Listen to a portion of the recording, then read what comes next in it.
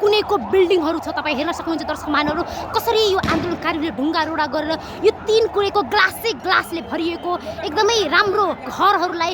एकदमै तल्लो तल्लामाथि 8 तल्ला 9 तल्ला 10 तल्ला भएको घरहरूलाई कसरी आन्दोलनकारीहरूले ढुङ्गा प्रहार गरी यो घरहरू पनि फुटाइसकेको अवस्था छ। दर्शक महानुभावहरू सोच्नुपर्ने यो छ कि आज पहिलो दिनमा यतिको क्षति भइसकेको अवस्था छ भने राज संस्था आयो भनेपछि राज संस्था ल्याउनका लागि अब फेरि के होलान्, कति घरहरूको क्षति होलान्, कति जनताले आफ्नो ज्यानको आहुति दिनु पर्लान्, के होलान् भने यो साइड तपाईँ जानु। दर्शक महानुभावहरू तपाईँलाई थाहै छ होला, अहिले भर्खरै गृह मन्त्रालयबाट आदेश आइसकेको छ कि घुट्नाभन्दा तल यदि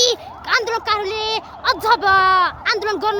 गर्न लागेकै छ भने, यदि कन्ट्रोलमा आएन भने प्रहरीहरूलाई गोली चलाउन आदेश दिइसकेको अवस्था छ भनेपछि अहिले भर्खरै एम्बुलेन्स आइसकेको छ। अब दर्शक महानुभावहरू यो